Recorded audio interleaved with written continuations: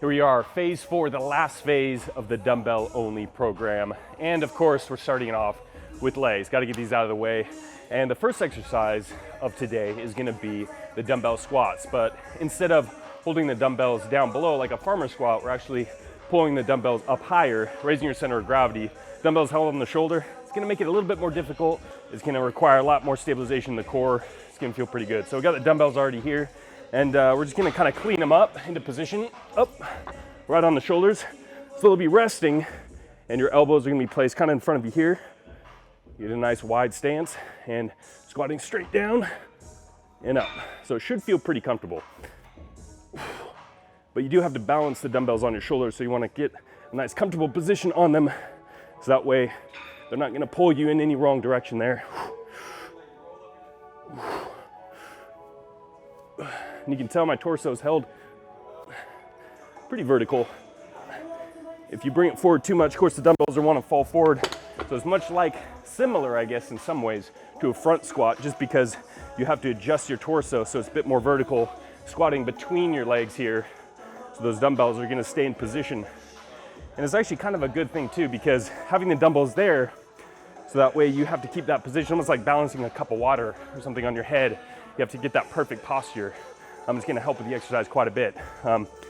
So this is a difficult exercise, but yet it's good, and it could even improve your squat in some ways in the future, just because it's going to force you to really keep that good form and posture throughout the exercise here. So we got 4 sets of 12 repetitions on this, and you get that nice leg pump. It was good. So we're increasing the volume slightly, as you can tell, doing 4 sets of 12 repetitions. Last phase was 4 sets of 10. So a little bit extra here, made it a little bit more difficult, raising the volume, raising the work, raising the energy output that you're gonna have to do throughout the workout. So we're gonna try to have around 30 to 60 second rest times, pretty fast, keep the heart rate up, and really bust this phase 4 out. Next exercise, now that we have the squats out of the way, we're gonna be doing some sumo deadlifts with the dumbbell, of course. And we're gonna be doing this a little bit different than you would with the barbell. Obviously a barbell, you have a straight bar, it's set at a certain height, especially if you're doing the 45s. The difference between a normal conventional deadlift and a sumo deadlift is, as the name explains, you're kind of more in a sumo stance, real wide here. And kind of depends on how wide you wanna get. You can go really wide with it, create a bit more stretch in the adductors here, a little bit more narrow with it to get a better range of motion, maybe a little bit more comfortable in the legs, depending on how mobile you are, flexible. I don't go too wide, but you do want to flare your toes out as well, and the knees are going to be following those toes. And you see we got the dumbbell set up here, just on the floor. If you want to increase the range of motion, you can just grab it from the floor at this position here. But of course your crotch might get in the way a little bit when you're bringing up top position, and you don't want to hurt the buff dude Jules there. So just going to be grabbing it here, top of the dumbbell, nice and wide, bring it up, get a good squeeze, back down, and you can release the tension and then start from that dead position, much like any other deadlift, or you can or you can maintain that tension in the legs and the muscles by slowly lowering down, tapping back to the top position, so you do get that time under tension in there. Makes it a little bit more difficult. Squeeze the glutes to the top, back down nice and slow, and then again. So pretty simple exercise. The knees are falling in line with the toes, and you have that nice vertical torso as well. Oh, it's crazy how fast these start burning. Now, there's not a lot of weight, but you do create that time under tension, that good form, and really feel it in the quads and the glutes too. That's a good one. Sumo deadlifts. You should definitely try these out. You can feel them working.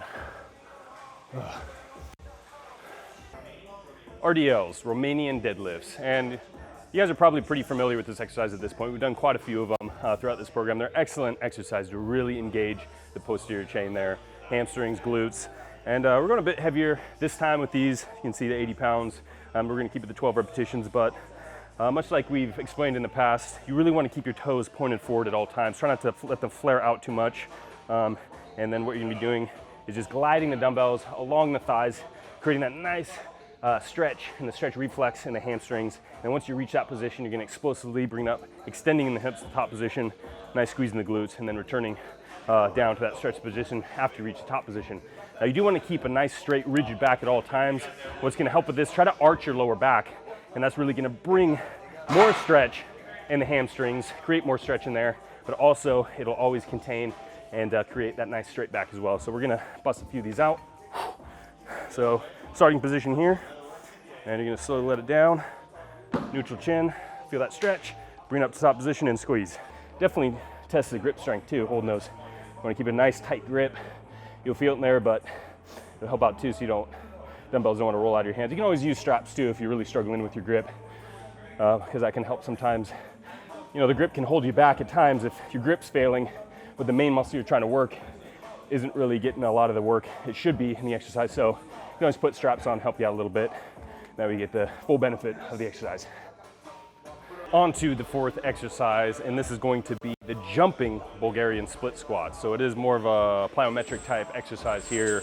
And we've talked about Bulgarian split squats in the past, I believe, and what you're doing is just elevating one foot back on a bench and you're kicking the other out in front of you. So once you're in this position, it's much like a lunge. So once you come down, reach this position here, you're gonna feel a nice stretch in the quad in this position, and then the one that's out and contracting, pushing off, you're gonna feel it in the glute, a little bit in the hamstring, and also the quad.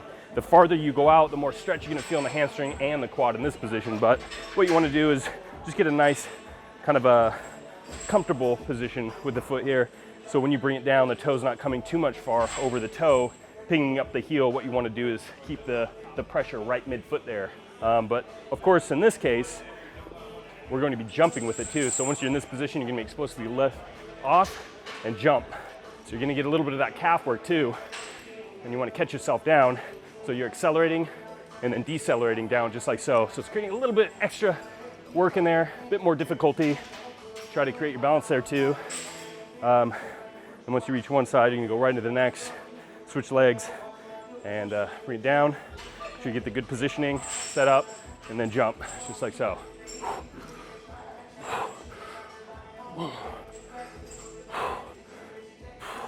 You get a little bit more fluid motion, keep that tension there. Oh yeah, that starts burning real quick. And of course you can add weight if you want. It's gonna add a bit more difficulty in there, a little bit more heavy, but it is gonna be lowering your center of gravity. So in some cases it could make it a little bit more stable in some ways. So you're just gonna be holding the dumbbells here, jump, back down. Oh yeah. But for now I'm gonna get a leg rest because I almost just fell. My legs are getting a little bit fatigued. Little break, then we're going on to the next set. Build these quadzillas, baby. Yeah. Next exercise is going to be the lying hamstring curls. Now, you might be thinking, how are you supposed to be doing that with a dumbbell? Usually it's machine work or even maybe cable, but with a dumbbell it is possible. Your range of motion is slightly shortened a bit, but you still get a really good stretch in the hamstrings and good contractions, really isolating the hamstrings there. And we're gonna be doing it in two different positions. One, we're gonna start on a bench, so it's a bit elevated, and it can help to have someone there to place the dumbbell in your feet here. So this is the position, the starting position, so you get a nice stretch in the hamstrings, and just me curling it, top position here, nice squeeze, and then back down, and you can point your toes as well. Get a nice stretch, contract up to the top position, squeeze, almost like a bicep curl, you think, but for the legs. Now, surprisingly, it gets somewhat difficult. We are taking it pretty light here just for the sake of showing how to do it, but if you go a bit heavier, or even stay a bit lighter, and you maintain that really slow and controlled movement, you can really feel that burn in the hamstrings, because with this one, of course, in isolation movement, you're only utilizing one joint, so you don't really ever want to go too heavy anyways. But something like this, it might take something to get used to a little bit. Make sure the pace of the tempo is a bit slower, really control the eccentric and concentric, and you really feel these ones pretty damn good. So it's pretty crazy what you can do with dumbbells. Pretty much almost any exercise can be done with just a pair of dumbbells. It's pretty awesome. So we got the variation here on the floor, and generally just the exact same, but you can go ahead and grab the dumbbell on your own, which is nice because it's right here on the floor, and you can be busting it out pretty much the same way, but as you come down, you'll be having the floor to tap on to kind of signal that you've gone all the way down. So that's why you want to go real slow, tap, and then back up to the top position, nice and slow here. It's right back up. So pretty much the exact same movement. Range of motion is a little bit smaller, but it is easier sometimes to be able to grab the dumbbell on your own feet, so that way you don't need a spotter if you don't have one. So there's the two variations of the dumbbell hamstring curl. We we're on to single leg calf raises. Now the previous phase, phase 3, we did the double calf raises. So it's the exact same exercise, but just we're switching it up to a unilateral where you concentrate down one leg at a time. And as you can see, I'm elevating the balls of my feet this time. Last time it was just flat on the floor, which still can be done, but this is gonna make it a little bit more difficult because it's a farther range of motion here. Bring it all the way down, get a little bit more of a stretch there, and then raise it to the top position, getting a good contraction in the calf and lowering it down to the bottom position. Now the key is to go nice and slow, good tempo. You'll see some people go really heavy on calf raises and they're doing this and just kind of going through the momentum, going through just like a quick up and down, not really focusing on that full contraction in there and making the most out of the exercise. So the key is definitely nice and slow.